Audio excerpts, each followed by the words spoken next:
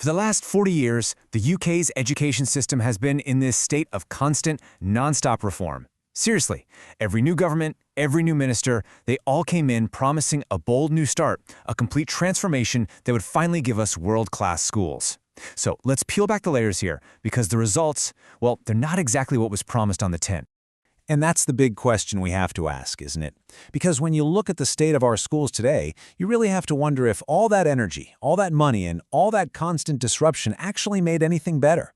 The promises were huge, but the reality on the ground, it feels like a very different story. So what does this look like right now? Well, over 700,000 pupils are sitting in classrooms in buildings that need major, urgent repairs. And we're not just talking about a quick coat of paint here. We're talking about serious safety and structural problems. And the price tag to fix all of that? It's this, an absolutely staggering £13.8 billion. That's the current backlog. This isn't some new issue. It's a debt that's been piling up year after year. And it's not just the bricks and mortar, The human infrastructure, the teachers, it's crumbling too. We're facing a massive teacher supply crisis. Experienced, brilliant professionals are walking away from the job faster than we can possibly train new ones to replace them. So how in the world did we end up here? All right, so to figure out how we got into this mess, we've got to jump in the time machine and look back. Because the story of the last 40 years isn't one of simple neglect. Oh no, it's a story of constant, almost frantic activity. We need to follow the trail of all these so-called reforms. You can kind of split this whole saga into 4 main acts. Each one had its own philosophy, its own special buzzwords, but they all shared one core belief, that the secret to success was to keep changing the structure of the system. So it all kicked off with the marketization era. The theory was pretty simple. Let's treat schools like businesses. We'll introduce competition with league tables and parental choice, and bam, excellence will just bubble up to the surface. But the reality, it was a mountain of paperwork and bureaucracy that didn't really seem to lead to better results. Then, as we rolled into the 2000s, the buzzword changed. It was all about specialization. Suddenly, we had specialist colleges for sports, languages, you name it. This is also when we saw the first wave of academies, which were targeted at struggling schools and often brought in a lot of private sector help. But then, the 2010s happened. And this is where education reform, as the source brilliantly puts it, discovered caffeine. This was the decade of mass academization. Multi-academy trusts, or MATs, and free schools just exploded onto the scene. Changing the structure wasn't just an option anymore. It was the default answer for absolutely everything.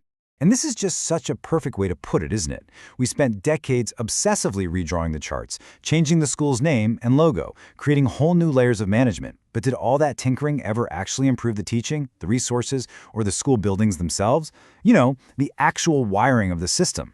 To answer that, we have to look at the hard evidence. And it starts with a huge decision that was made about infrastructure. This is really a story about a brilliant plan that got thrown out and the massive consequences that followed. Now, you might not have heard of it, but back in 2004, there was this program called Building Schools for the Future. And honestly, its ambition was just breathtaking. The goal was to rebuild or refurbish every single secondary school in the entire country over 20 years. It was this massive, long-term strategic plan. And this slide right here, this tells you everything you need to know. In 2010, that whole Building Schools for the Future program was just canceled. It was replaced by a bunch of smaller, short-term pots of money with way smaller budgets. And this is the crucial part, no overarching national strategy.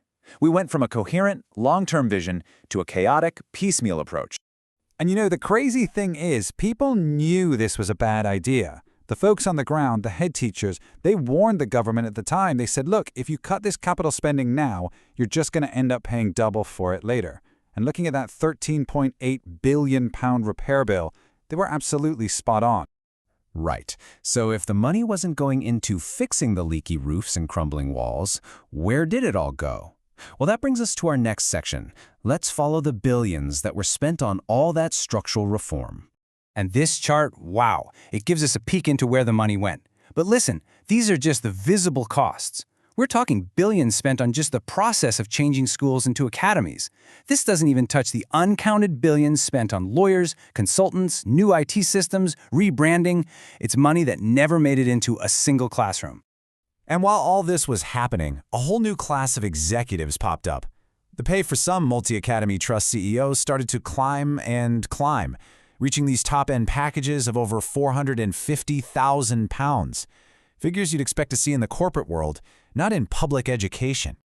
So, here's the multi-billion-pound question. After all that churn, all that spending, did any of it actually work? Well, the research on this is incredibly clear. All the major research bodies looked at it and found zero evidence that just changing a school's structure makes any real difference. What does matter, they all agree, is great leadership, quality teachers, and proper resources, not the logo on the front gate. So let's bring it all together. Where does this 40-year journey of so-called reform actually leave us? Let's look at the final verdict, the bottom line of all this policymaking.